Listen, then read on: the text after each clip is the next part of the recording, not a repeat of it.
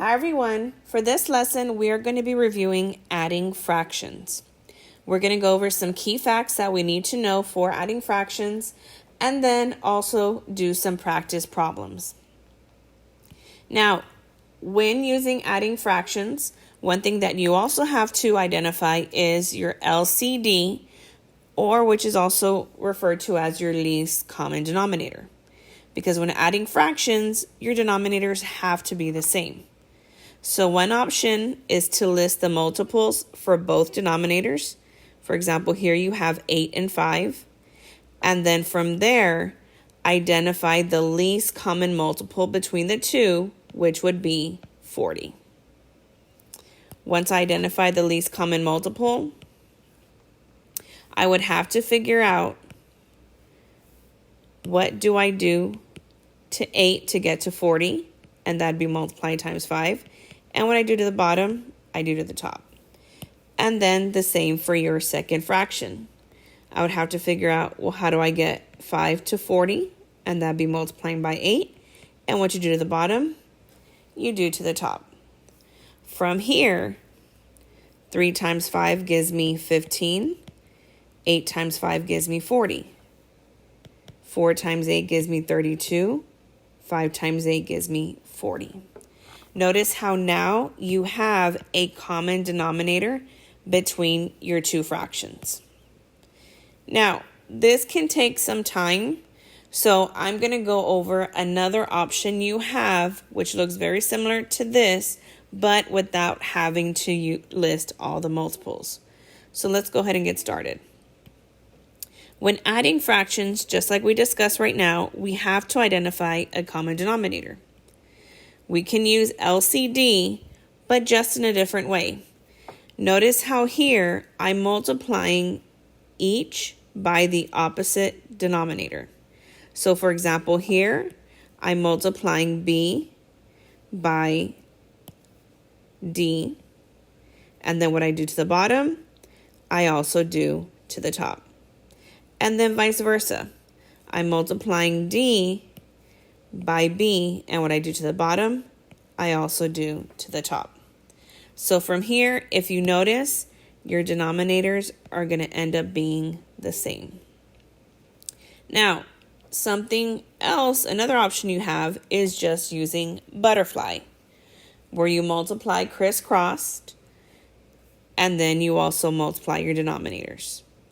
Again, we have our different preferences, so whichever one you prefer to use, you can go ahead and do so.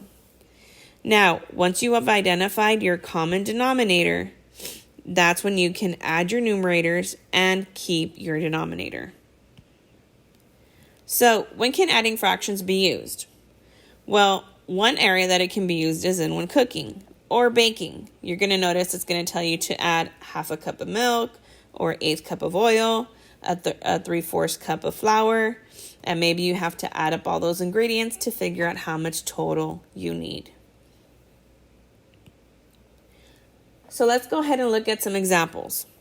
Here I have 3/8 plus 4/5, the same one we were just discussing.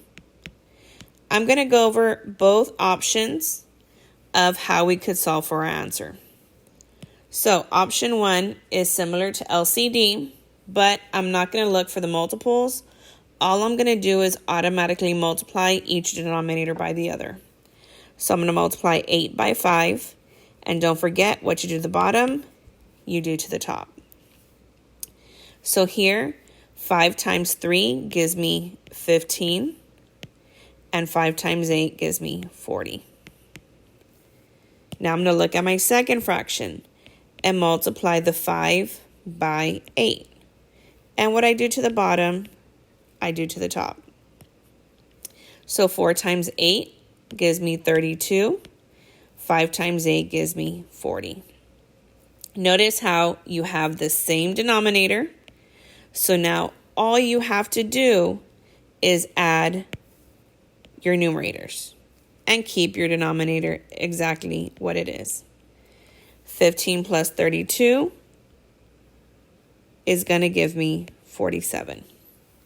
So from here, we would have to simplify because if you notice, this is an improper fraction. I could get 40 divided by 40 gives me 1, and you have a remainder of 7.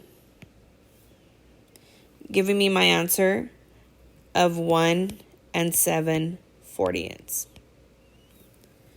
Now, this is one option, just multiplying each one by the other. Option 2 is your butterfly. So setting up the same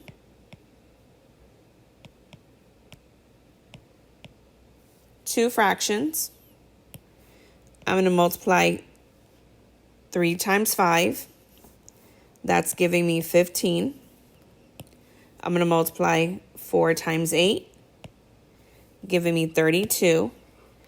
And then multiply 8 times 5, giving me 40. Again, we add our numerators and keep our denominator. You're going to notice that we basically did the same thing on the left-hand side as we did on the right. We just kind of showed step by step what we're multiplying rather than doing our crisscross. But whichever strategy you prefer is what I recommend you stick with. For our next example, it says Amanda is making a cake that needs 3/4 cups of flour and 1/5 cup of baking soda. How many total cups of dry ingredients does she need? So here we're going to add 3/4 plus 1/5. Notice again your denominators are not the same. So you have your option of either doing our LCD strategy, where I'm going to multiply 4 by 5, and what I do to the bottom, I do to the top. So here 5 times 3 gives me 15. 5 times 4 gives me 20. And now with our second fraction, I'm going to multiply 5 by 4. And what I do to the bottom, I do to the top. 1 times 4 gives me 4. 5 times 4 gives me 20. Notice your denominators are now the same, so all you're going to do is add your numerators. 15 plus 4 gives me 19/20. This time around, we're not going to need to simplify because if you notice, 9 right after 19 is 20. When your numbers are back to back in a fraction, you will no longer have to simplify. Now, for those of us who prefer butterfly, let's go ahead and review option 2. Still using the same two fractions. 3/4 plus 1/5. So I'm going to cross multiply 3 times 5, giving me 15. And then 4 times 1, giving me 4. And then 4 times 5, giving me 20. 15 plus 4 gives me 19, and I keep my denominator. Notice once again, we still get the same answer. So just as a review, when you have a common denominator, all you're going to do is keep that denominator exactly the same and add your numerators.